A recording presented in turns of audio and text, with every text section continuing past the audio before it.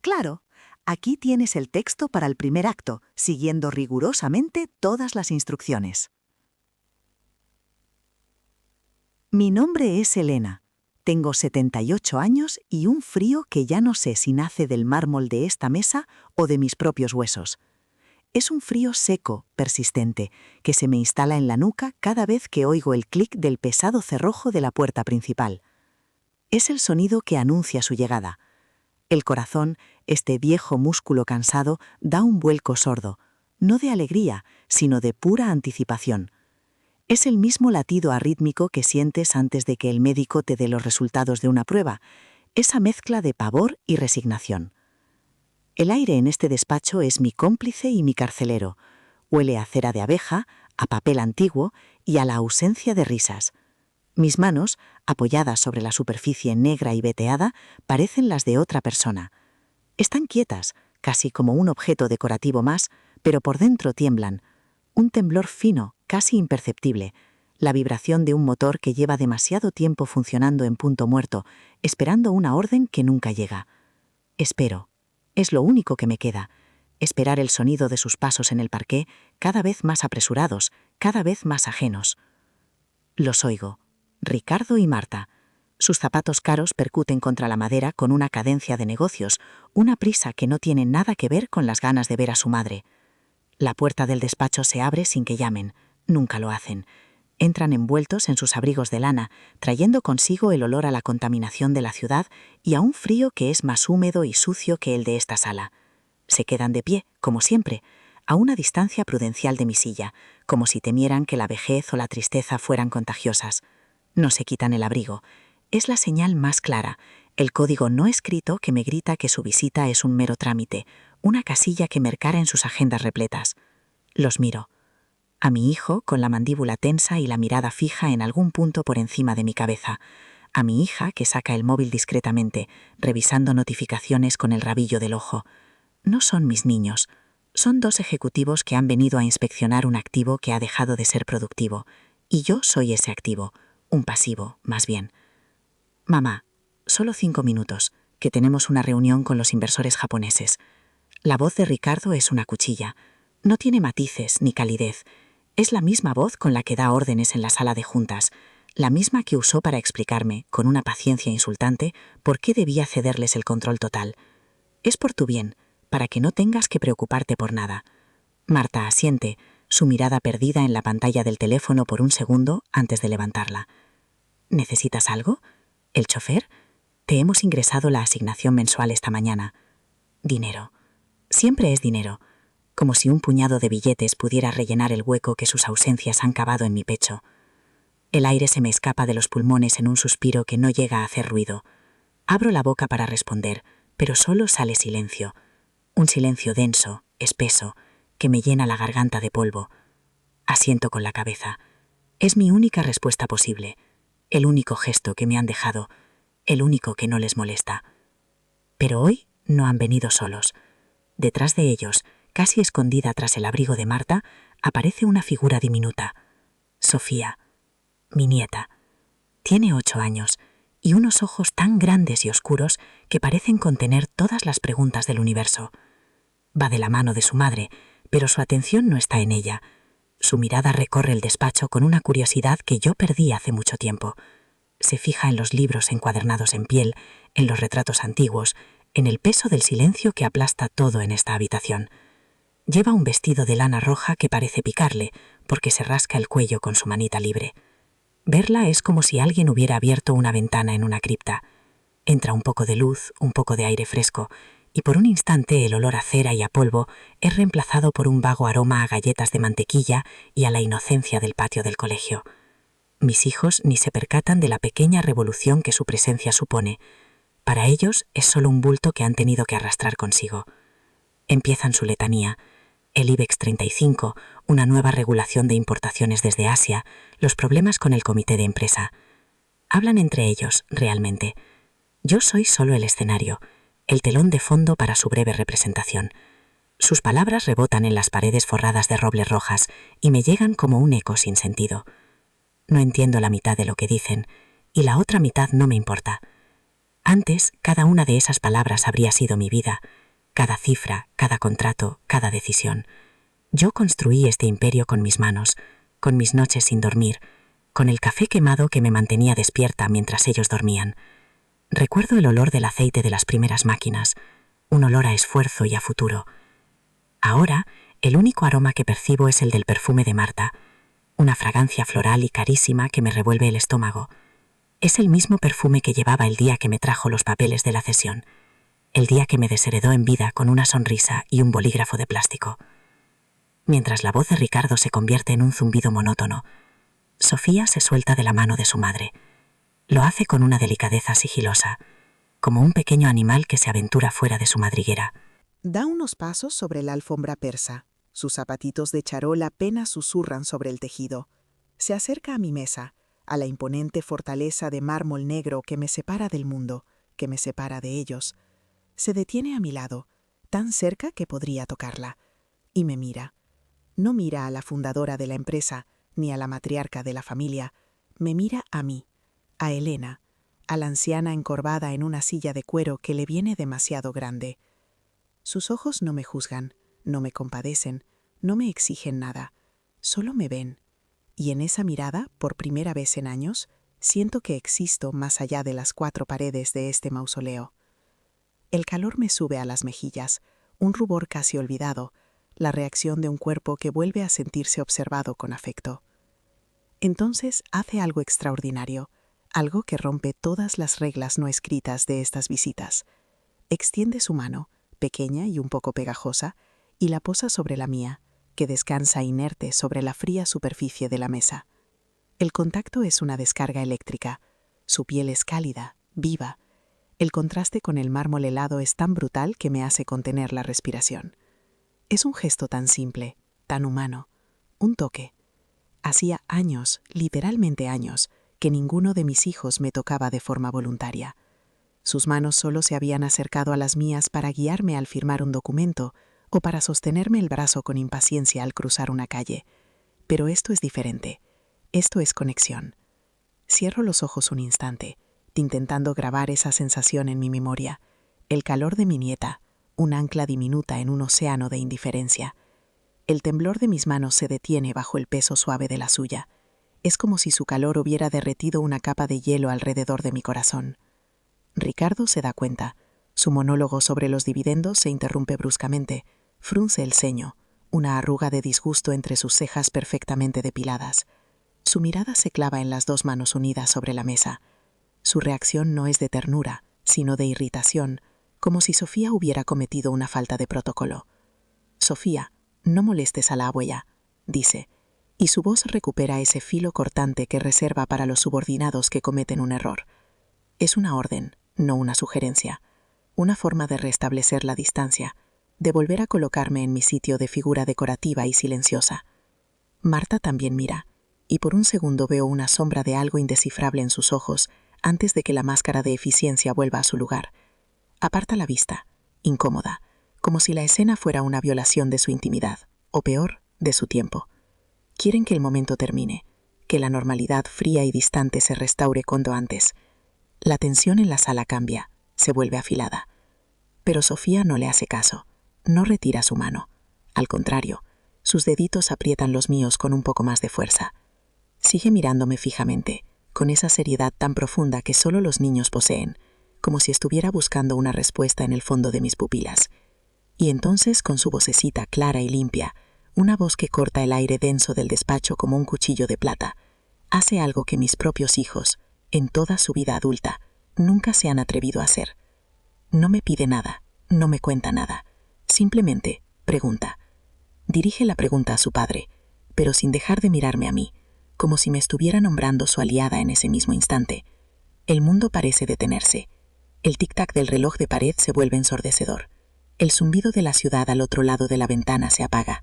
Solo existe su voz, pequeña pero inmensa, a punto de detonar una bomba en el corazón de nuestro silencio familiar. «Papá», dice, y su voz resuena con una lógica aplastante, la lógica pura de quien no ha aprendido todavía a mentir o a callar por conveniencia. Sus ojos, fijos en mis míos, me transmiten una fuerza que creía perdida para siempre. ¿Por qué nunca le dais un beso a la abuela cuando llegáis? La pregunta queda suspendida en el aire. No es una acusación, no es un reproche, es una simple observación, una duda genuina, y por eso mismo es devastadora. El silencio que sigue no es como los de siempre, no es el silencio vacío de la indiferencia. Este es un silencio pesado, espeso, cargado de vergüenza, un silencio que los desnuda. Puedo verlo físicamente. Veo cómo la máscara de suficiencia de Ricardo se resquebraja, cómo una mancha roja le sube por el cuello. Veo a Marta encogerse sobre sí misma, desviando la mirada hacia la gran ventana, como si de repente el tráfico de la Castellana fuera el espectáculo más fascinante del mundo. Se han quedado sin palabras, atrapados, expuestos por la verdad incontestable de una niña de 8 años, una verdad que ellos han esquivado durante años, que han enterrado bajo capas de excusas, de reuniones importantes, de vidas ajetreadas. Pero la verdad seguía ahí, latente, y ha bastado la inocencia de Sofía para sacarla a la luz con una crueldad no intencionada. Por primera vez en mucho, mucho tiempo, me irgo en mi silla. El dolor crónico de mi espalda parece desvanecerse. El calor de la mano de Sofía se extiende por todo mi brazo. Levanto la barbilla y los miro. Los miro de verdad, no como una madre mira a sus hijos, sino como una persona mira a otras dos. Y lo que veo me parte el alma, pero también me libera. Veo su cobardía, veo su miedo a enfrentarse a lo que me han hecho, a lo que se han hecho a sí mismos. Veo el vacío inmenso que han creado, un vacío que ni todo el dinero del mundo podrá llenar jamás. Mi voz, cuando por fin hablo, suena extraña en mis propios oídos. Es firme, no tiene el temblor de la vejez ni la vacilación de la pena. Es la voz de la Elena que fundó una empresa de la nada, la que negociaba con hombres que la doblaban en tamaño y los vencía. Dejadla, digo, y la palabra resuena con una autoridad que creía extinta. Mis hijos se giran para mirarme, sorprendidos. Ha hecho una buena pregunta. Ricardo carraspea, intentando recuperar el control, la compostura. Intenta reducirlo todo a una anécdota sin importancia. Es una tontería, mamá, cosas de niños. Pero yo niego con la cabeza, muy despacio, sin apartar mis ojos de los suyos. Sostengo su mirada hasta que es él quien la baja, derrotado. El poder ha cambiado de manos, quizás solo por un instante, pero ha cambiado, y ese instante es suficiente. Es un punto de inflexión. El momento se estira, cargado de todo lo que no se ha dicho en la última década. El aire es tan denso que casi se puede masticar. Miro sus rostros, despojados de sus máscaras por la honestidad de una niña. Es una visión brutal, pero también extrañamente clarificadora. Un instante en el que una verdad simple lo destroza todo y al mismo tiempo lo reordena. Quizá tú también has vivido algo parecido. Un momento en el que la palabra de un inocente o una pregunta inesperada derrumba el castillo de naipes de una relación que se sostenía sobre mentiras silenciosas. Si es así, escríbelo en los comentarios y dime desde dónde estás viendo esta historia. A veces, saber que no estás solo en un determinado tipo de dolor es el primer paso para empezar a sanar, para entender que tu sentimiento de injusticia no es una locura, sino una reacción humana y legítima ante una herida profunda. Me gustaría saber que no soy la única que ha sentido este frío por dentro. Se marcharon sin decir nada más. Ni siquiera se despidieron. Oí sus pasos apresurados por el pasillo, el sonido de la puerta principal cerrándose con un golpe seco que, por primera vez, no sonó a abandono, sino a una pequeña victoria. Sofía seguía a mi lado, su mano todavía en la mía. El calor seguía ahí, un pequeño faro en la oscuridad. Pero cuando el eco de sus pasos se desvaneció y el silencio volvió a sentarse en el despacho, la euforia momentánea se disipó, dejando paso a una claridad helada y terrible.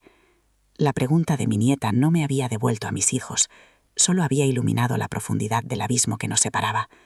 Fue allí, en ese silencio recién estrenado, sintiendo el contraste entre la piel cálida de la niña y el mármol gélido bajo mis codos, donde entendí que el imperio que había construido ya no era mi mayor pérdida.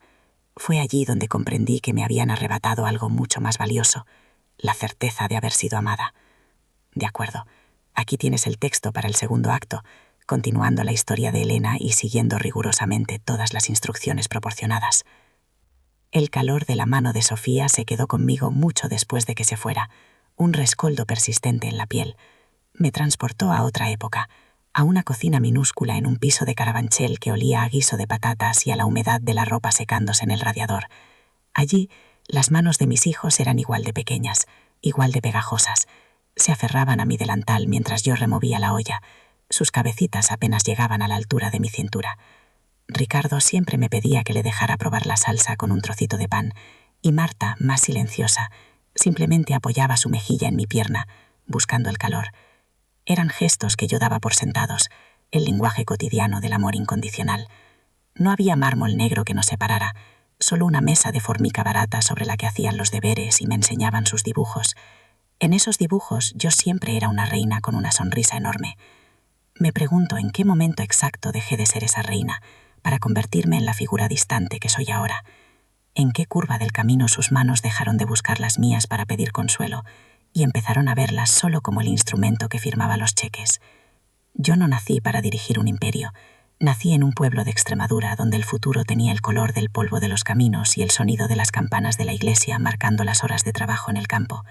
Mi padre, un hombre callado y de manos agrietadas por la tierra, siempre me decía que la única herencia que podía dejarme era la honradez y la capacidad de agachar la cabeza. Mi madre, en cambio, me susurraba por las noches que yo tenía fuego en la mirada, una chispa que no era de aquel lugar. Cuando conocí a Javier, mi marido, vi en sus ojos el mismo fuego. Juntos escapamos a Madrid con poco más que 2 maletas de cartón y el sueño compartido de darles a nuestros futuros hijos todo lo que nosotros nunca tuvimos. No era avaricia, no era ambición desmedida, era una necesidad visceral de construir un dique contra la pobreza, de asegurarnos de que Ricardo y Marta jamás conocerían el miedo a un plato vacío o el frío de unos zapatos rotos en invierno. Cada ladrillo de esta empresa se cimentó sobre ese miedo y ese sueño. Empecé en el salón de casa, con una máquina de coser de segunda mano que Javier me regaló por nuestro 3er aniversario. Él trabajaba de día en un taller mecánico, con el olor a grasa impregnado en la piel, y yo cosía de noche, cuando los niños ya dormían. El zumbido de la máquina era la banda sonora de mis madrugadas. Recuerdo el dolor punzante en la espalda, los dedos acalambrados y la vista nublada por el cansancio. El café recalentado era mi único combustible. Hacía arreglos para los vecinos, luego pequeños encargos para tiendas del barrio. Cada peseta que ganaba la guardaba en una lata de galletas. El olor de aquella primera etapa de mi vida no era el de la cera de abeja, sino el del aceite de la máquina mezclado con el aroma de los pucheros a fuego lento. Era el olor del esfuerzo puro, de la supervivencia. No había glamour, solo la determinación animal de una loba que protege a su camada, la certeza de que cada puntada era un paso más lejos del pasado polvoriento del que habíamos huido. El primer gran contrato llegó casi por accidente. Una pequeña fábrica de uniformes de trabajo se quedó sin su proveedor principal y una de las tenderas para las que yo cosía me recomendó. Me presenté en el despacho del dueño con un vestido remendado y las manos temblorosas, pero con una carpeta llena de muestras impecables. El hombre, un señor mayor con un puro en la boca, me miró por encima de sus gafas con escepticismo, pero cuando vio la calidad de mi trabajo, su expresión cambió. Esa noche, cuando llegué a casa con el contrato firmado en el bolso, no sentí euforia. Sentí un alivio tan profundo que se me doblaron las rodillas al cerrar la puerta. Me senté en el suelo de la cocina y lloré en silencio para no despertar a los niños. Lloré por el miedo pasado y por el que estaba por venir. Ese dinero no significó un coche nuevo o unas vacaciones. Significó que Ricardo por fin podría tener las botas de fútbol que tanto quería y que Marta podría ir a clases de ballet. Todo siempre volvía a ellos. Eran el principio y el fin de cada uno de mis sacrificios. Y entonces la vida, que parece tener un sentido de equilibrio perverso, me lo quitó todo para luego darme más. Javier empezó con una tos que no se iba. Al principio los médicos decían que era un resfriado mal curado, el típico catarro de taller. Pero la tos se convirtió en un silbido en su pecho y el cansancio en una sombra que lo consumía. El diagnóstico llegó en una tarde gris de noviembre, en la consulta de un hospital que olía a lejía y a miedo. Cáncer de pulmón, avanzado, irreversible. El mundo se detuvo. Recuerdo el tacto frío del plástico de la silla de la sala de espera, el zumbido de las luces fluorescentes, la voz del médico sonando lejana, como si viniera del fondo de un pozo. Javier me apretó la mano, y su piel, que siempre había sido áspera y cálida, estaba húmeda y fría. No dijo nada, solo me miró, y en sus ojos vi el mismo terror que sentía en mi estómago. En ese momento, la empresa, los contratos, los uniformes, todo dejó de tener sentido. Solo existía el abismo que se abría bajo nuestros pies. Lo enterramos en un día de lluvia helada. En el cementerio, el silencio solo era roto por el sonido de la tierra mojada golpeando la madera del ataúd. Ricardo y Marta, adolescentes y torpes en sus trajes negros, se aferraban a mí, pero yo me sentía a kilómetros de distancia, flotando en una burbuja de incredulidad. No lloré. El dolor era tan inmenso, tan físico, que se había solidificado en mi interior, impidiendo que saliera cualquier emoción. Tras el funeral, la casa se llenó de gente que hablaba en susurros y me daba el pésame con miradas compasivas. Yo solo quería que se fueran. Quería silencio. Cuando por fin quedamos solos, en esa casa que de repente parecía una catedral vacía, me encerré en nuestro dormitorio y me tumbé en su lado de la cama, hundiendo la cara en su almohada para intentar encontrar un último rastro de su olor. Fue allí, en esa oscuridad, donde tomé una decisión. No iba a dejar que su muerte fuera en vano. El sueño que habíamos construido juntos no moriría con él. Seguiría adelante. Por él, por nuestros hijos. Era una promesa hecha a un fantasma. La empresa se convirtió en mi refugio y mi campo de batalla. Me sumergí en el trabajo con una ferocidad que asustaba a mis competidores y a veces a mí misma. Las jornadas de 18 horas se hicieron la norma. Las cenas familiares fueron reemplazadas por reuniones nocturnas. Los fines de semana desaparecieron, engullidos por viajes de negocios y visitas a las nuevas naves industriales que íbamos abriendo. Ricardo y Marta crecieron viéndome más por teléfono que en persona. Les di la mejor educación, los mejores colegios, todos los caprichos que el dinero podía comprar. Creía que con eso compensaba mi ausencia. Fue un error terrible nacido del amor y del agotamiento. No me di cuenta de que, mientras yo les construía un futuro de oro, les estaba robando un presente de afecto.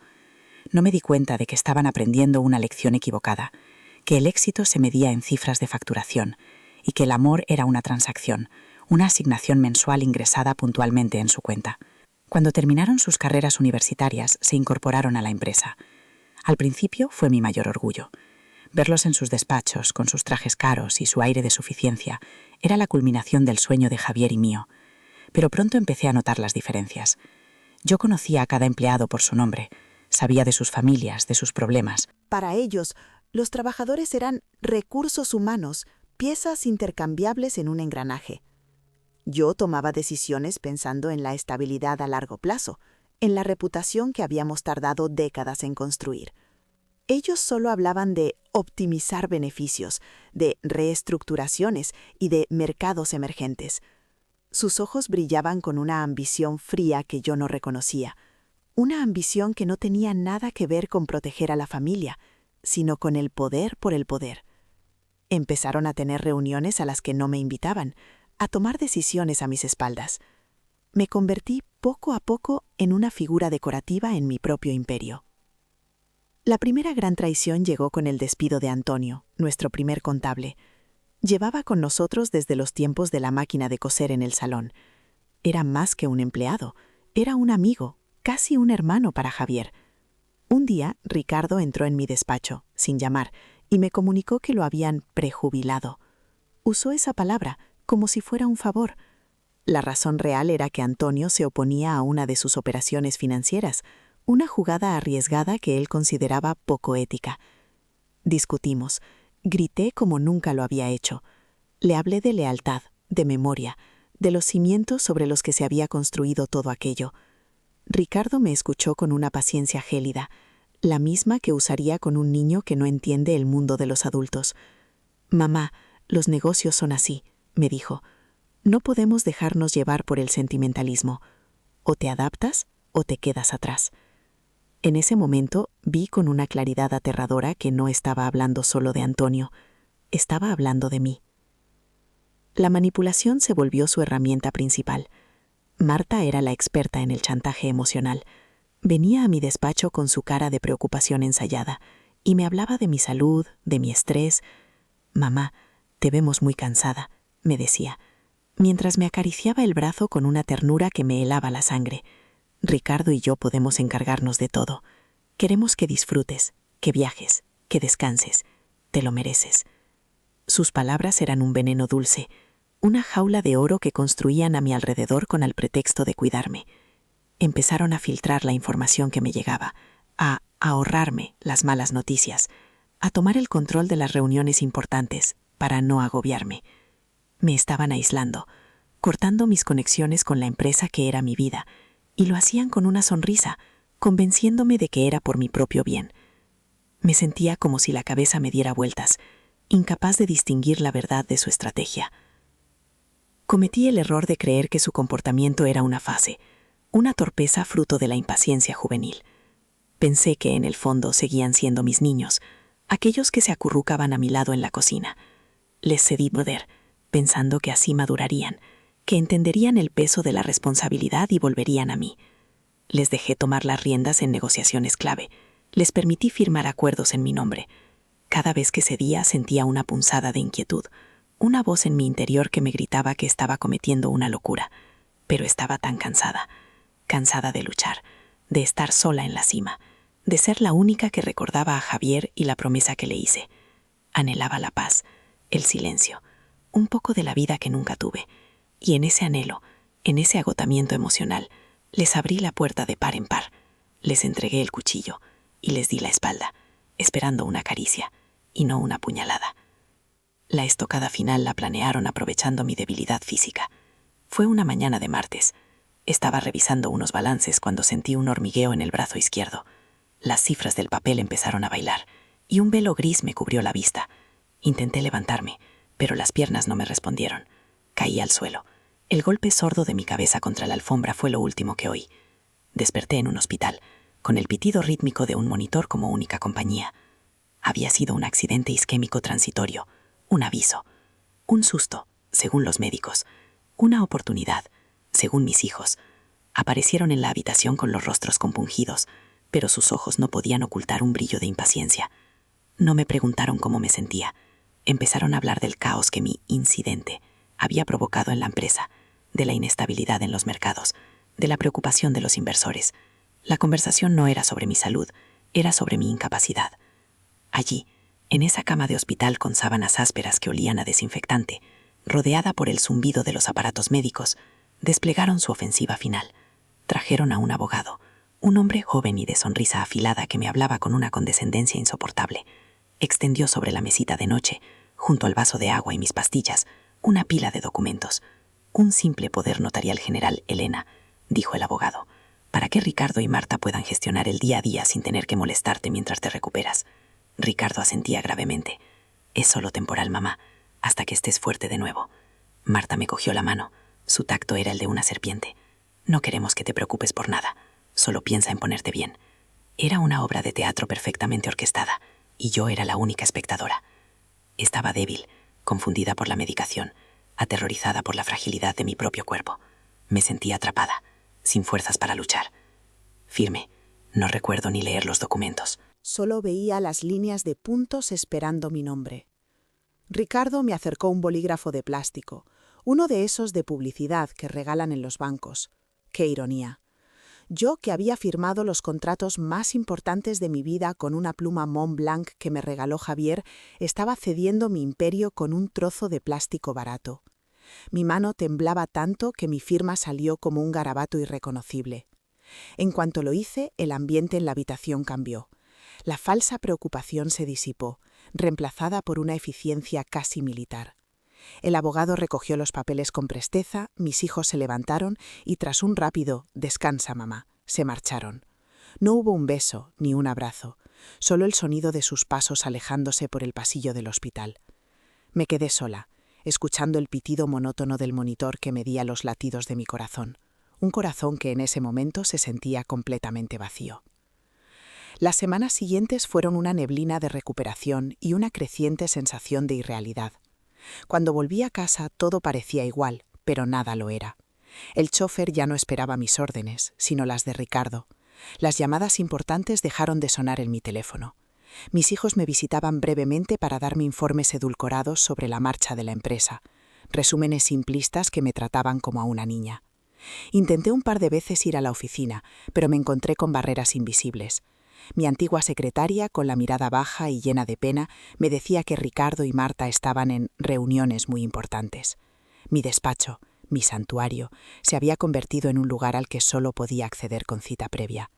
Me estaban borrando de mi propia historia y lo hacían con una cortesía exquisita y cruel, como si me estuvieran haciendo el mayor de los favores. El silencio en la casa se hizo más denso, más pesado. Ya no era paz, era ausencia. El día que comprendí la magnitud de lo que había hecho fue un jueves por la tarde. Ricardo vino a casa sin avisar. No traía papeles ni malas noticias, solo una pequeña caja de terciopelo azul. La abrió sobre la mesa del salón. Dentro, sobre un lecho de raso, había un juego de llaves. No eran las llaves de un coche nuevo o de una casa en la playa. Eran las llaves maestras del edificio principal de la empresa. Las que abrían cada puerta, desde el almacén hasta la sala de juntas.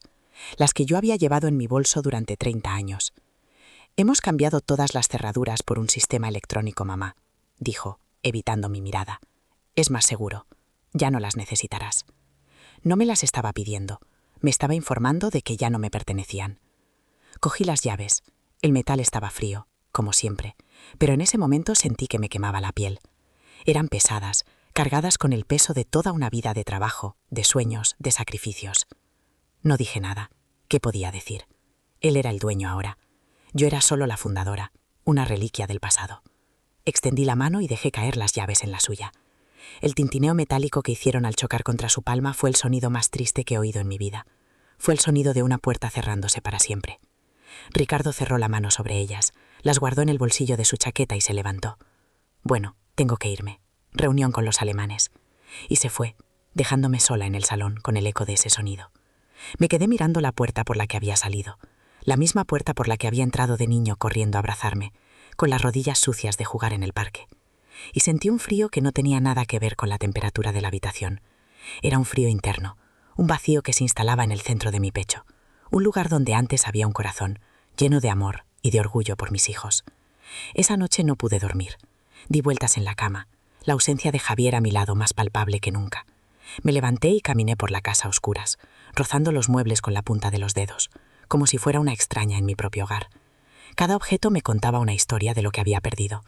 La foto de la boda en la repisa de la chimenea, la primera silla que compramos juntos, el sillón donde le leía cuentos a Marta. Todo era un testimonio de una vida que ya no existía. Fui a su despacho, el que ahora ocupaba yo, y me senté en mi silla. La superficie de mármol estaba gélida bajo mis manos. Miré por la ventana las luces de la ciudad, una ciudad que había conquistado a base de esfuerzo y noches en vela. Y por primera vez me pregunté ¿para qué? ¿Para qué todo el sacrificio? Si el resultado era esta soledad inmensa, este abandono disfrazado de cuidado. La respuesta era tan clara y tan dolorosa que me dejó sin aire. Los días se convirtieron en una sucesión de horas vacías, marcadas por las comidas que la asistenta me dejaba preparadas y las visitas programadas de mis hijos. Visitas como la del otro día, breves, impersonales, funcionales. Se habían convertido en los gestores de mi vida, no solo de mi empresa. Me asignaban una paga mensual, gestionaban mis cuentas, decidían cuándo y cómo debía usar el chofer. Me habían convertido en una incapacitada, en una niña a la que hay que tutelar. Y lo peor de todo es que yo lo había permitido. Había firmado, había entregado las llaves. Mi propia mano, la misma que los había cunado y alimentado, había sido el instrumento de mi propia desposesión. La rabia que debería haber sentido se había disuelto en una profunda y amarga resignación. Acepté mi papel de matriarca jubilada, de reina en el exilio, porque luchar parecía inútil. El silencio se convirtió en mi idioma, la única forma de protesta que me quedaba. A veces, en la quietud del despacho, intentaba encontrar el momento exacto en que todo se torció. ¿Fue cuando murió Javier y me obsesioné con el trabajo? ¿Fue cuando les di todo lo material sin darles lo más importante, mi tiempo? ¿O fue simplemente que ellos nacieron con un tipo de ambición diferente, una que no dejaba espacio para la gratitud o el afecto? No encontraba una única respuesta. Era como intentar desenredar una madeja de hilo que ha estado enredándose durante décadas. Cada nudo estaba conectado con otro, cada error con una renuncia silenciosa, cada decisión con un agotamiento emocional. Había cometido errores, sí, muchos, pero todos habían nacido del mismo lugar, un amor feroz y protector que me había cegado. Quería darles el mundo, y en el proceso les entregué las herramientas para que me lo arrebataran a mí. Me habían desheredado en vida, usando el amor que les profesaba como su mejor arma. La visita de Sofía, su pregunta, su mano cálida sobre la mía, no borró nada de esto. Al contrario, lo iluminó con una luz cruda y despiadada. Fue como si alguien hubiera encendido una cerilla en una habitación oscura que yo creía conocer, revelando la suciedad en los rincones, las grietas en las paredes, el polvo acumulado sobre los muebles. La inocencia de mi nieta no me devolvió a mis hijos, sino que me mostró con una claridad insoportable cuán lejos se habían ido, cuán profundo era el abismo que habían cavado entre nosotros. Su pregunta sobre los besos no era una tontería infantil, era la clave de todo. Apuntaba directamente al corazón de nuestra tragedia familiar, la sustitución del afecto por la transacción, del amor por la gestión. Habíamos dejado de ser una familia para convertirnos en un consejo de administración, y yo había pasado de ser la presidenta a ser un mero punto en el orden del día. Después de que se fueran aquel día, me quedé mucho tiempo sentada, con la mano de Sofía todavía grabada en la mía. El silencio que dejaron atrás era diferente. Ya no era un silencio de resignación, sino de contemplación. Repasé mi vida, no con la melancolía de la pérdida, sino con la precisión de un forense examinando una causa de muerte. Vi cada paso, cada decisión, cada sacrificio. Vi a la joven llena de sueños, a la esposa enamorada, a la madre feroz, a la empresaria implacable y finalmente a la anciana despojada. Y por primera vez no sentí solo pena por mí misma, sentí una extraña forma de respeto por todas esas mujeres que había sido. Había luchado, había construido, había amado hasta el límite de mis fuerzas. Y aunque el resultado fuera esta soledad y este frío, la lucha había sido real, la vida había sido vivida, no simplemente observada. Y en esa constatación encontré una pequeña semilla de algo que se parecía a la fuerza. Me levanté de la silla, mis huesos crujieron en protesta, pero me moví con una determinación que no había sentido en años. Fui a mi dormitorio y abrí el último cajón de la cómoda, uno que rara vez abría. Debajo de unos manteles de hilo bordados por mi madre, había una vieja caja de madera.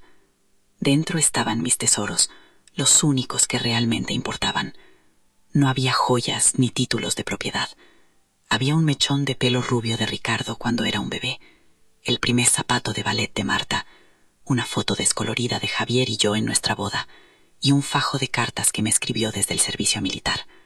Olían a tiempo, a un amor que era sencillo y real. Sostuve esos objetos en mis manos, y el calor que emanaban era más real y reconfortante que todo el mármol y la madera de roble de esa casa. Eran la prueba de que el amor había existido, de que no todo había sido una transacción comercial. Volví al despacho con la caja. La puse sobre la mesa de mármol negro, un pequeño cofre de madera humilde desafiando la opulencia fría de la sala. La abrí y dejé que su contenido respirara el aire viciado de negocios y de silencio.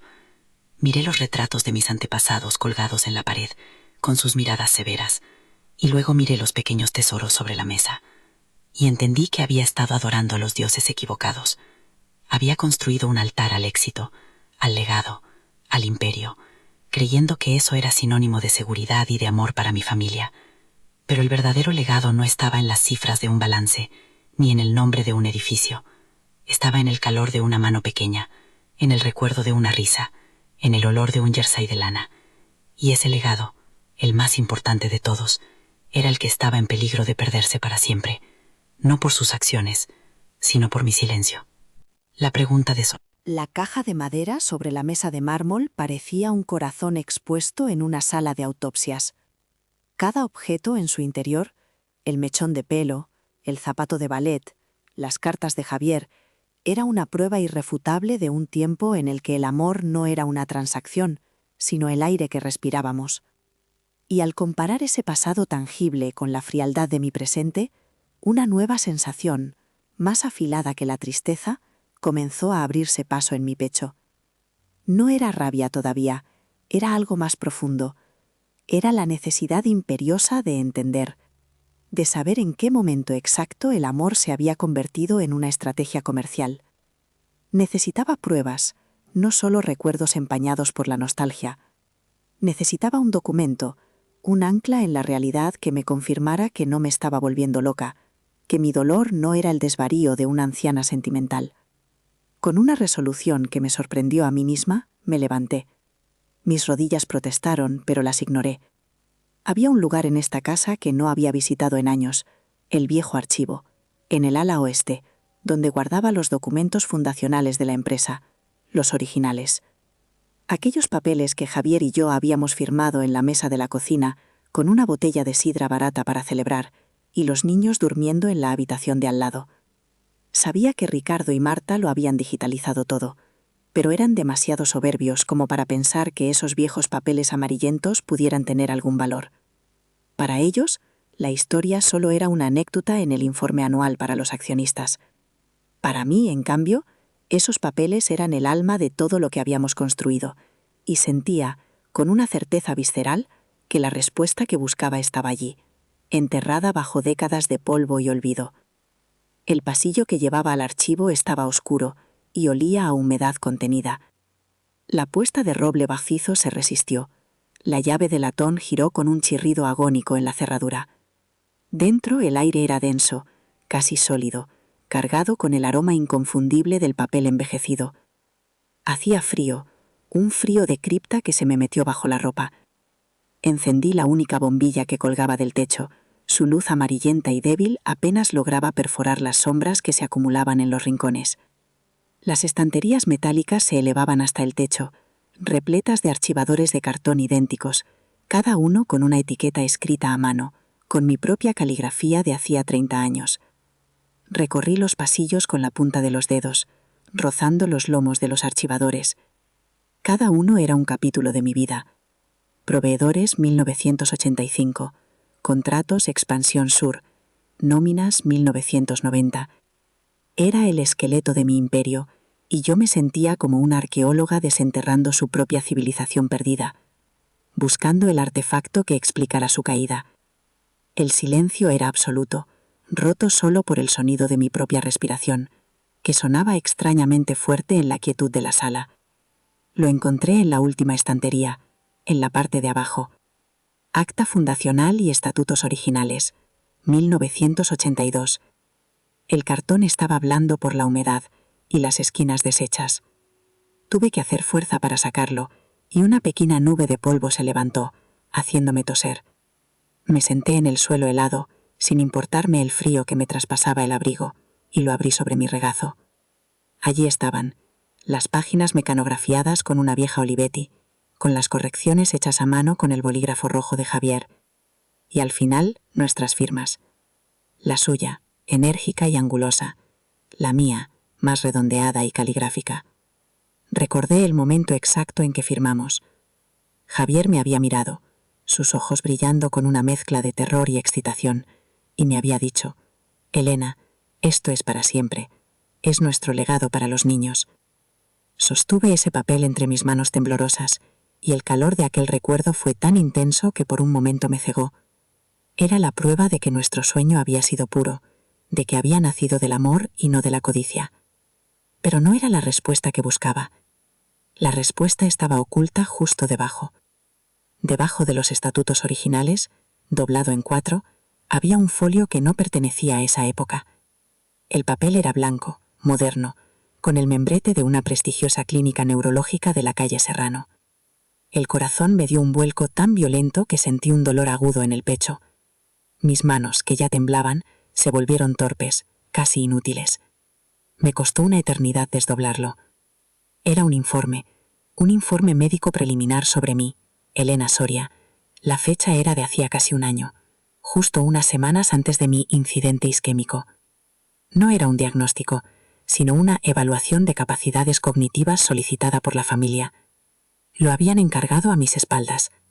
Empecé a leer, y las palabras técnicas y frías saltaban de la página como escorpiones, clavándose directamente en mi cerebro. Lapsus de memoria recurrentes, desorientación espacial esporádica, posible inicio de deterioro cognitivo compatible con demencia vascular. Eran frases sacadas de contexto, conversaciones triviales transformadas en síntomas clínicos. olvidos cotidianos convertidos en pruebas de mi supuesta incapacidad. El aire abandonó mis pulmones de golpe. La bombilla amarillenta del techo empezó a girar, convirtiéndose en una estela de luz enfermiza.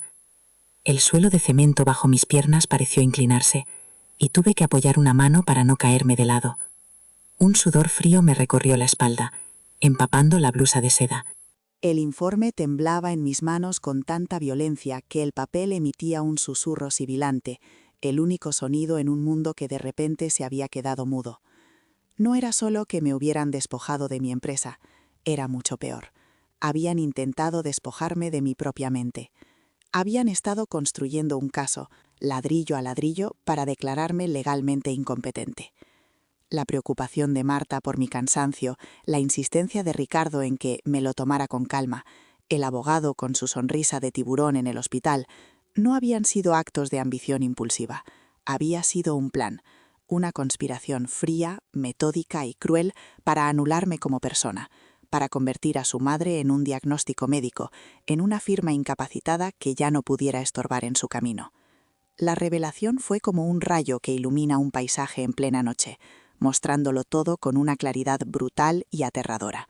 Cada pieza del puzzle de los últimos años encajó en su sitio con un chasquido nauseabundo. Las reuniones a las que no me invitaban no eran para no agobiarme, eran para que no pudiera rebatir sus decisiones. El aislamiento al que me sometieron no era para que descansara, era para que no tuviera testigos de mi lucidez. El poder que firmé en aquella cama de hospital no era temporal, era el golpe de gracia de una estrategia largamente meditada. Me habían observado no como a una madre, sino como a un animal de laboratorio, anotando cada olvido, cada momento de fatiga, cada palabra confusa, para tejer con ellas una red legal que me atrapara para siempre. Y yo, en mi agotamiento y mi anhelo de paz, había caminado directamente hacia la trampa, creyendo en sus palabras envenenadas de falso cariño. La magnitud de la traición era tan vasta, tan absoluta, que superaba cualquier cosa que hubiera podido imaginar. Me quedé allí sentada, en el suelo del archivo, durante un tiempo que no podría medir.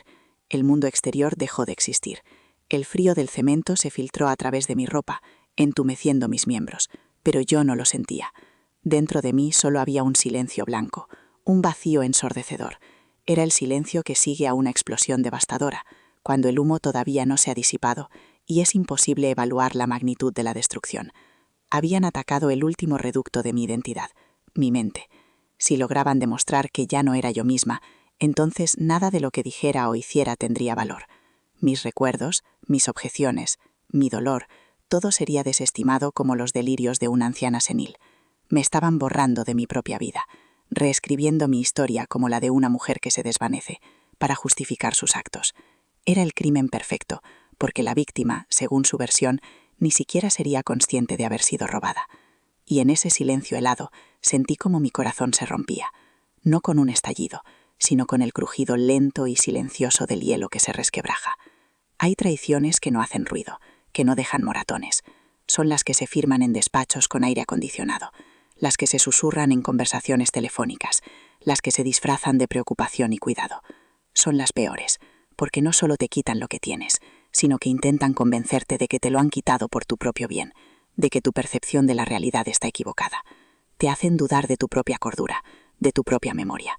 Es una forma de violencia silenciosa y devastadora. Si esta verdad te ha tocado de alguna forma, deja un like ahora.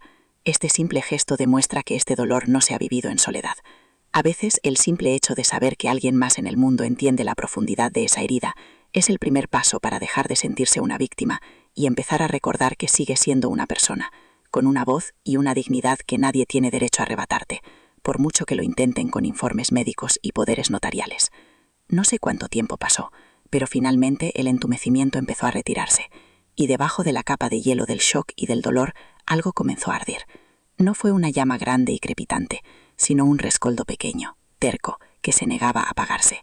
Era la brasa de la mujer que había llegado a Madrid con una maleta de cartón, la que había cosido hasta que le sangraban los dedos, la que había negociado con hombres que la despreciaban por ser mujer y los había vencido.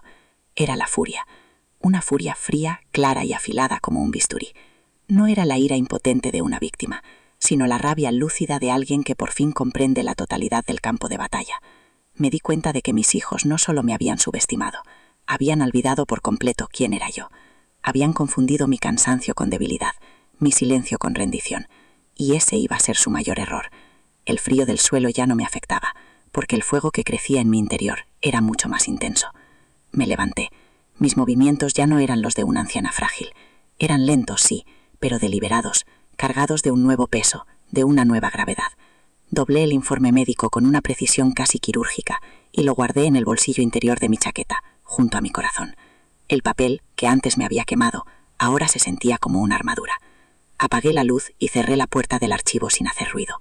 Al caminar de vuelta por el pasillo, la casa ya no me parecía una jaula dorada. Se había transformado. Ahora era mi territorio, mi fortaleza. Cada objeto, cada sombra era un aliado. Al pasar junto a un gran espejo veneciano en el vestíbulo, me detuve. Vi mi reflejo, una mujer de 78 años, con el pelo blanco y arrugas que trazaban el mapa de una vida de luchas. Pero mis ojos ya no eran los de una matriarca derrotada. Eran los ojos de una reina que acaba de ser traicionada y que está planeando, con una calma aterradora, cómo va a recuperar su reino. Entré de nuevo en el despacho y la atmósfera había cambiado por completo, porque era yo la que había cambiado. La mesa de mármol negro ya no era un símbolo de mi aislamiento, sino un altar sobre el que iba a oficiar mi propia justicia. Saqué el informe del bolsillo y lo puse sobre la superficie pulida. Al lado coloqué la vieja caja de madera con los tesoros de mi vida. Los dos objetos, uno al lado del otro, contaban toda la historia. A un lado, la prueba del amor sobre el que se fundó todo. Al otro, la prueba de la traición con la que pretendían destruirlo. Los miré durante mucho tiempo, sintiendo el frío del mármol bajo las palmas de mis manos, un frío que ahora me resultaba reconfortante, que me ayudaba a pensar con claridad. El dolor seguía ahí, un océano profundo y oscuro en mi interior, pero ya no me ahogaba. Flotaba sobre él, sostenida por la balsa de mi recién recuperada ira y mi inquebrantable determinación. La partida no había terminado. De hecho, acababa de empezar. Y fue en ese preciso instante, mirando esos dos objetos que representaban el amor y la traición, cuando la epifanía final me golpeó con la fuerza de una revelación. Comprendí que había estado luchando la batalla equivocada. Durante años, mi sufrimiento silencioso había sido una súplica. Cada gesto, cada suspiro, cada momento de resignación era una forma de mendigar su amor, de pedirles que volvieran a ser los niños que me dibujaban en servilletas de papel. Esperaba que un día se dieran cuenta, que sintieran remordimiento, que volvieran a mí, pero ese día nunca llegaría. No se puede obligar a nadie a amar, no se puede extraer afecto de un corazón que se ha convertido en una caja fuerte. Intentar recuperar su amor era como intentar recoger agua con un colador, una tarea inútil y agotadora que solo servía para vaciarme de la poca fuerza que me quedaba.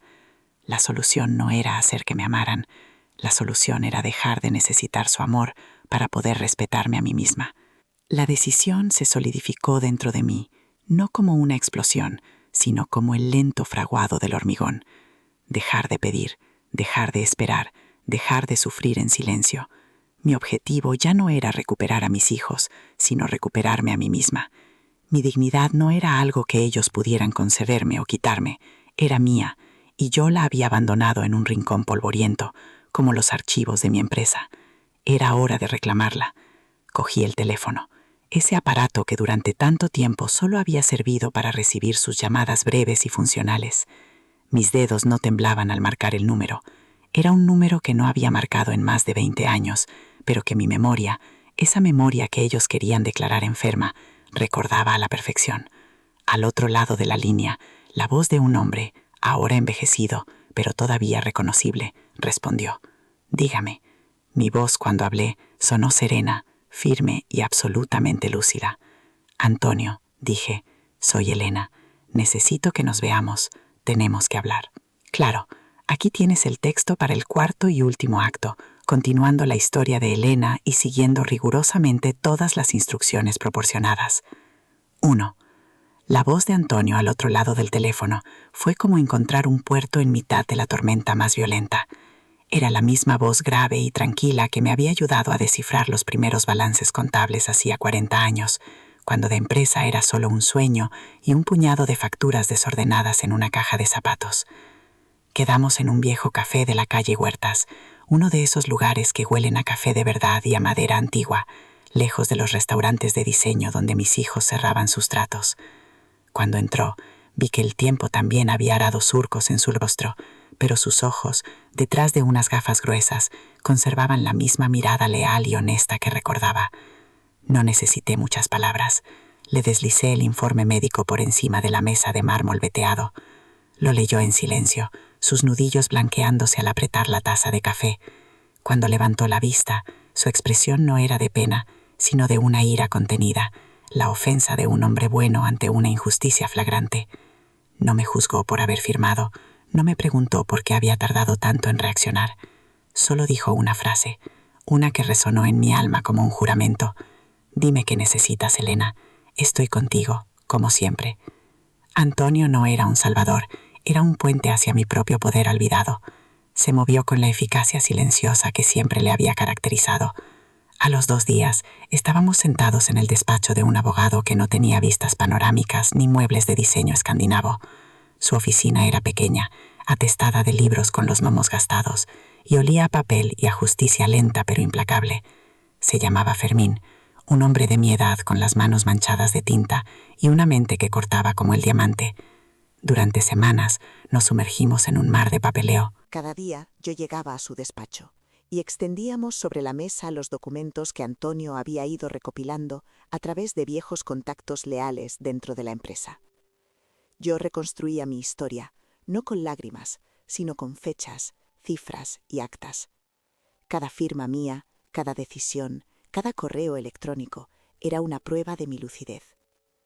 El proceso era agotador. Había noches en las que llegaba a casa con la cabeza a punto de estallar, el cuerpo dolorido, pero era un cansancio diferente. Era el agotamiento limpio del trabajo con propósito, no la fatiga gris de la desesperanza. Estaba forjando mi propia arma y cada papel era una capa más de acero. El día que Fermín envió el burofax, el mundo pareció contener la respiración.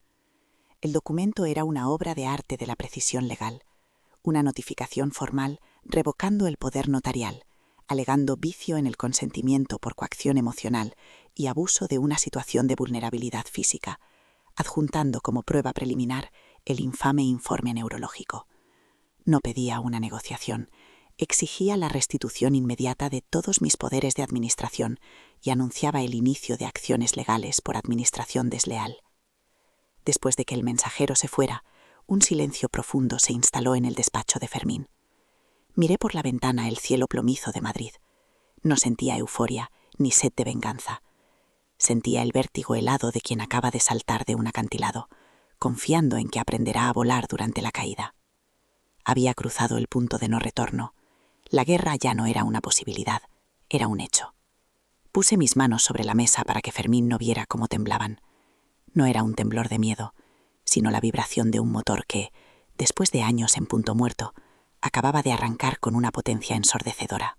Tardaron menos de 1 hora en llegar.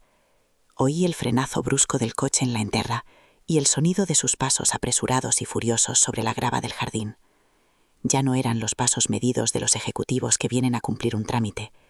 Eran las zantadas de 2 animales acorralados. Entraron en mi despacho sin llamar, como siempre, pero esta vez no traían el frío de la calle, sino el calor sofocante de su pánico. Sus rostros estaban descompuestos. La máscara de suficiencia de Ricardo se había hecho añicos, revelando una expresión de incredulidad y rabia. Marta estaba pálida, sus ojos muy abiertos, y por primera vez la vi sin su teléfono en la mano. Sostenía la hoja del burofax como si le quemara los dedos. Se quedaron de pie, en el centro de la habitación, despojados de su armadura de control. Ya no me miraban desde la altura de su poder, sino desde el abismo de su desconcierto. Habían venido a enfrentarse a la anciana frágil y confundida que ellos mismos habían inventado, y en su lugar se encontraron conmigo, con Elena, y no estaban preparados para ello. El silencio en la sala era denso, afilado. Ricardo fue el primero en romperlo. Su voz era un gruñido bajo y reconocible. «¿Qué es esto, mamá? ¿Te has vuelto loca? ¿Quién te ha metido estas ideas en la cabeza? No le respondí. Me limité a mirarlo, sosteniendo su mirada hasta que fue él quien la desvió, incómodo. Entonces, con una calma que me sorprendió a mí misma, abrí el cajón de mi mesa y saqué la copia del informe neurológico. Lo deslicé sobre la superficie de mármol negro.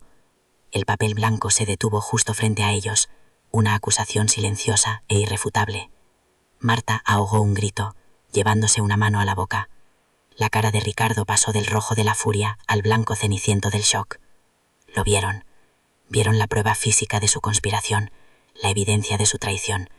Y en ese instante, toda su rabia se desinfló, dejando solo el hedor rancio de su vergüenza al descubierto. Habían sido descubiertos, no por un juez o un abogado, sino por su propia madre, en el mismo despacho donde habían sellado su desposesión. La justicia, a veces, tiene un sentido de la simetría exquisitamente cruel. Queríais incapacitarme, dije, y mi voz no tembló. Cada palabra era una piedra, pequeña pero pesada, que caía sobre ellos. Construyesteis un relato, el de una anciana que pierde la cabeza, para justificar vuestro robo. No fue solo la empresa, ¿verdad? Me estabais robando mi derecho a ser, mi propia identidad. Marta empezó a sollozar, un llanto débil y autocompasivo. Mamá, no, solo queríamos protegerte. Estabas tan cansada. La interrumpí, no con un grito, sino con un gesto de mi mano. No uses esa palabra conmigo nunca más. No me estabais protegiendo, me estabais enterrando en vida. Me giré hacia Ricardo, que seguía mudo, con la mirada clavada en el informe. Y tú que llevas mi sangre, olvidaste quién soy. Olvidaste a la mujer que construyó esto de la nada, para que tú nunca tuvieras que pasar por lo que yo pasé. Confundiste mi amor con estupidez y mi silencio con consentimiento. Ese fue vuestro error. El aire se volvió irrespirable. La verdad, una vez liberada, ocupaba todo el espacio, asfixiando todas las mentiras que habían sostenido sus vidas y la mía durante años. No quería un juicio. Un escándalo público solo destruiría el nombre que Javier y yo habíamos tardado una vida en construir. No quería venganza, quería justicia, y mi justicia tenía una forma muy clara. No vamos a ir a los tribunales, anuncié, y vi un destello de alivio en sus ojos, un alivio que se extinguió de inmediato con mis siguientes palabras. Vais a firmar. Mañana, a primera hora, firmaréis la disolución del poder notarial y la creación de un nuevo consejo de administración, un consejo que presidiré yo. Antonio volverá como vicepresidente. Vosotros conservaréis vuestras acciones, pero perderéis todo poder ejecutivo. Seréis socios capitalistas, nada más. Recibiréis vuestros dividendos, pero nunca más volveréis a tomar una decisión en esta empresa. Ricardo abrió la boca para protestar, para negociar, pero yo levanté la mano. No es una oferta, es la única alternativa a que este informe y todas las pruebas que hemos reunido acaben en la portada de los periódicos económicos. Tenéis hasta las 9 de la mañana para decidir. Era su propio método, su propia frialdad, de vuelta contra ellos. No había emoción, solo términos y condiciones. Se fueron como habían llegado, en un torbellino de silencio y derrota. El sonido de la puerta principal cerrándose esta vez no fue una victoria, ni un abandono. Fue simplemente un final, un punto y aparte. Me quedé sola en el despacho, y el silencio que me envolvía era de una calidad que no había experimentado en décadas. No era el silencio de la soledad, sino el de la soberanía, el de una casa que vuelve a ser un hogar. Me acerqué a la ventana y vi cómo su coche se alejaba por el camino de entrada. Dos siluetas dentro que ya no tenían ningún poder sobre mí. Un cansancio inmenso, abrumador, se apoderó de mi cuerpo. Me dejé caer en mi sillón y por primera vez en años el cuero no se sintió como un trono, sino como un abrazo. El dolor en mi pecho no había desaparecido. La herida de su traición era demasiado profunda como para cicatrizar tan rápido.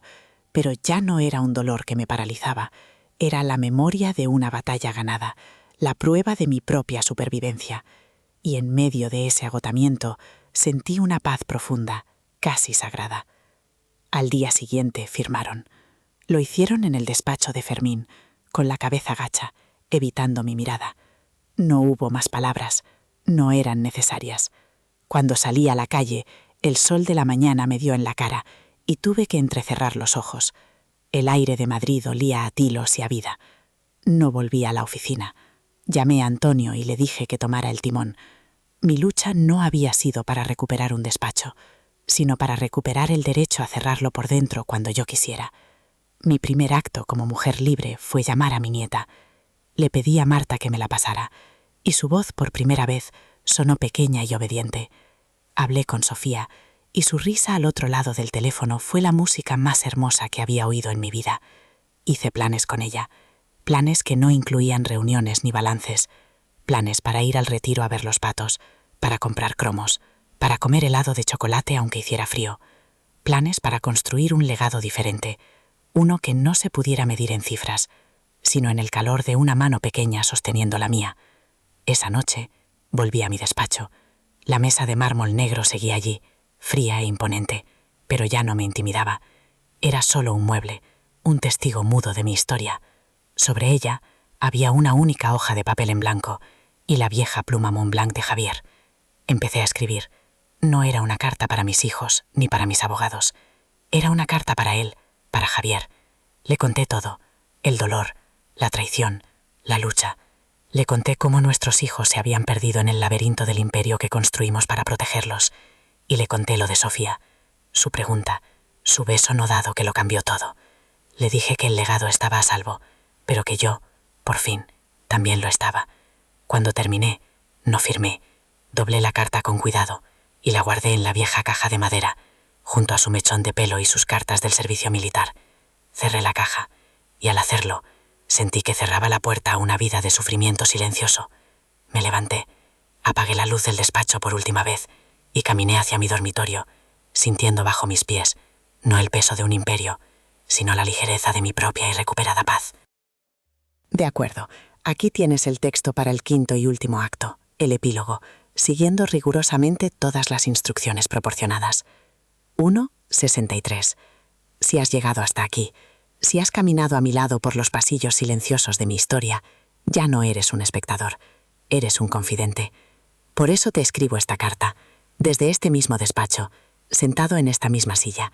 La mesa de mármol sigue fría bajo mis codos, el aire todavía huele a cera y a tiempo, pero algo fundamental ha cambiado, o, mejor dicho, he cambiado yo. Antes, este silencio era un peso que me aplastaba el pecho, la prueba palpable de mi soledad. Ahora es un espacio, un lienzo en blanco donde puedo escuchar mis propios pensamientos, donde puedo respirar sin que el aire me sepa ausencia. He aprendido que la paz no es la ausencia de ruido, sino la capacidad de sentirte en casa dentro de tu propia piel, incluso cuando estás rodeado por los fantasmas de lo que fue. Esta mesa de millones, como la llamaba, ya no es el mausoleo de mi vida pasada, sino el escritorio desde el que te escribo, desde el que elijo, cada día, ser la autora de mi propio final. Y eso, querido amigo, es una riqueza que no cotiza en bolsa. Quiero compartir contigo la lección más importante que he tardado 78 años en aprender, una verdad que me habría ahorrado un océano de dolor si la hubiera comprendido antes. Escúchame bien, nunca mendigues amor, ni siquiera a tus propios hijos. No me malinterpretes, no te estoy diciendo que no ames. Ama con cada fibra de tu ser, con la ferocidad de una leona, con la generosidad del sol. Pero nunca permitas que tu valía, tu dignidad o tu paz dependan de si ese amor te es devuelto. El amor que se suplica no es amor, es una limosna emocional que te mantiene de rodillas. Durante años, cada uno de mis silencios era una súplica, cada una de mis concesiones era un intento de comprar el afecto que creía merecer. Fue un error devastador. El amor verdadero, el que nutre, no se exige ni se negocia. Se da, y si no vuelve, debes tener la fuerza de cerrar la mano, no para golpear, sino para proteger tu propio corazón y seguir adelante. Tu amor propio debe ser el único amor incondicional de tu vida. Quizá te preguntes qué fue de Ricardo y Marta. Nuestra relación es ahora como un tratado de paz firmado tras una larga guerra. Es cordial, distante y estrictamente funcional.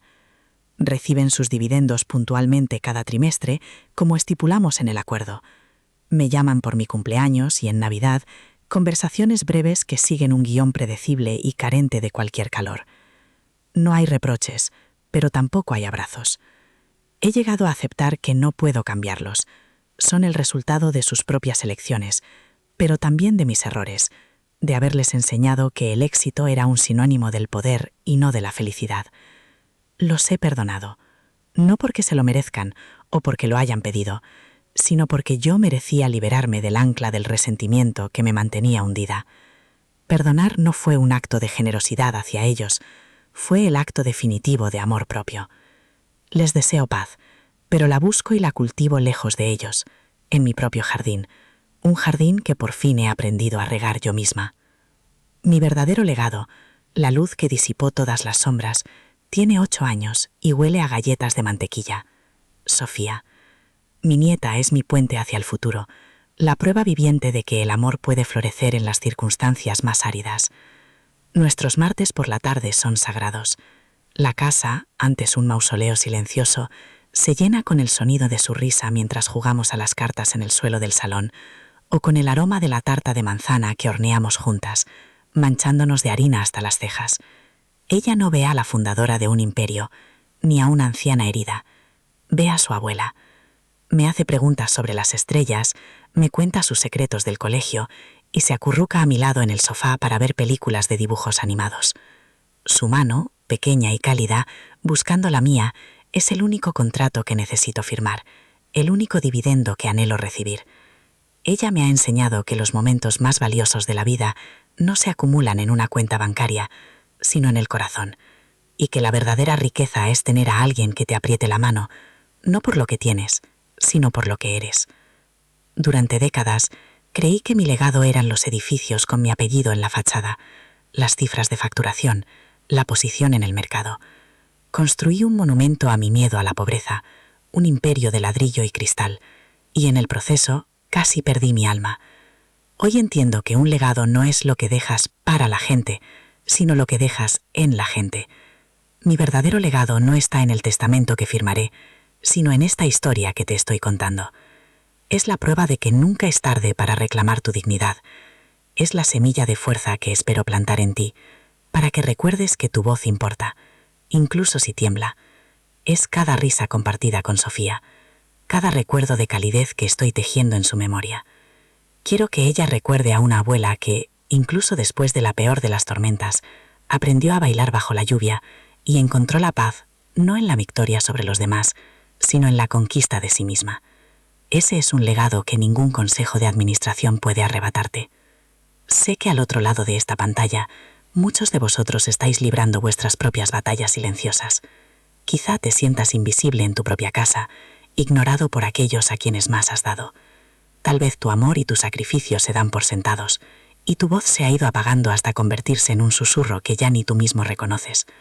Quiero que sepas que te veo, que tu dolor es real y tu sentimiento de injusticia es válido. No estás loco, no estás exagerando. Estás reaccionando a una herida profunda. El primer paso para sanar es dejar de culparte por el dolor que otros te infligen.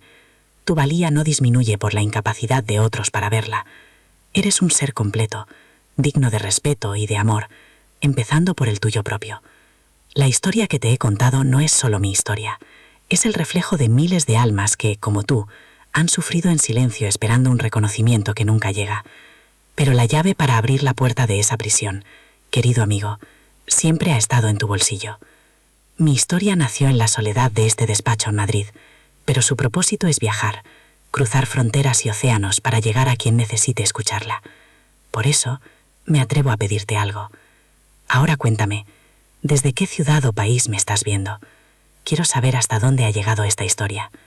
Me imagino tu rostro, tu casa, tu vida, y siento que el puente que estoy tendiendo entre mi corazón y el tuyo se hace real. Saber que mis palabras resuenan en un pequeño pueblo de los Andes, en una bulliciosa ciudad de México, en una tranquila aldea de la costa española o en cualquier rincón de los Estados Unidos, me da una fuerza inmensa. Nos recuerda que, aunque nuestras circunstancias sean diferentes, las verdades del corazón humano son universales. El anhelo de amor, la lucha por la dignidad y la búsqueda de la paz son el idioma que todos compartimos. Así que, por favor, déjame un comentario y dime desde dónde me has acompañado en este viaje. Si si has sentido que una sola de mis palabras era un eco de tus propios sentimientos, si mi historia ha tocado una fibra sensible en tu alma, te pido que hagas algo poderoso. Conviértete en un mensajero. Si sentiste que esta historia te habló directamente, compártela con alguien que necesite escuchar esto hoy. Piensa en esa amiga, en ese familiar, en esa persona que sabes que está sufriendo en silencio, que se siente pequeña e impotente. Quizá tu gesto, ese simple clic, sea la chispa que necesita para empezar a ver una salida, para recordar su propia fuerza. A veces no podemos salvar a las personas, pero podemos mostrarles que no están solas en su lucha, y ese sentimiento de conexión es, a menudo, el principio de toda curación. Puedes ser el puente de este mensaje hacia otra vida. Sé ese puente. Transforma tu propia emoción en un acto de amor y de solidaridad hacia alguien que lo necesita tanto como tú o como yo lo necesité un día. Hemos hablado de negocios, de traiciones y de poder, pero al final de todo, cuando se despoja la vida de todo lo superfluo, solo queda una pregunta: ¿amamos y fuimos amados? Mi historia es un testimonio de que la respuesta a esa pregunta es mucho más compleja que un sí o no. Es un viaje de pérdida y redescubrimiento, donde aprendí que el amor más crucial es el que florece dentro de uno mismo. Ese es el único tesoro que nadie puede embargarte, la única riqueza que se multiplica cuanto más la compartes. Es el calor de la mano de una nieta, el recuerdo leal de un amigo, la paz de una conciencia tranquila. Si estás de acuerdo con esta verdad fundamental, si en el fondo de tu corazón sabes que ninguna cifra en una cuenta corriente puede compararse con un abrazo sincero, te pido un pequeño gesto que simboliza mucho. Dejen un corazoncito si creen que el amor es más poderoso que cualquier riqueza. Mi viaje ha sido largo y a ratos increíblemente doloroso, pero hoy, al mirar atrás, no veo solo las cicatrices, veo la prueba de mi propia resiliencia. Veo a una mujer que se cayó, que se rompió, pero que se negó a permanecer en el suelo. Una mujer que encontró, en el invierno de su vida, una segunda primavera. Esta no es una historia sobre el final de la vida, sino sobre cómo la vida puede empezar de nuevo en cualquier momento, con cualquier edad, siempre y cuando tengamos el coraje de elegirnos a nosotros mismos. Te doy las gracias por escucharme, por permitirme compartir mi alma contigo. Espero que mi experiencia te sirva de faro en tus propias noches oscuras.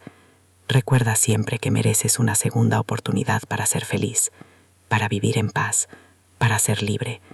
Y si quieres seguir escuchando relatos de almas que, como la mía, encontraron la manera de empezar de nuevo, te invito a quedarte. Suscríbanse para más historias de segundas oportunidades.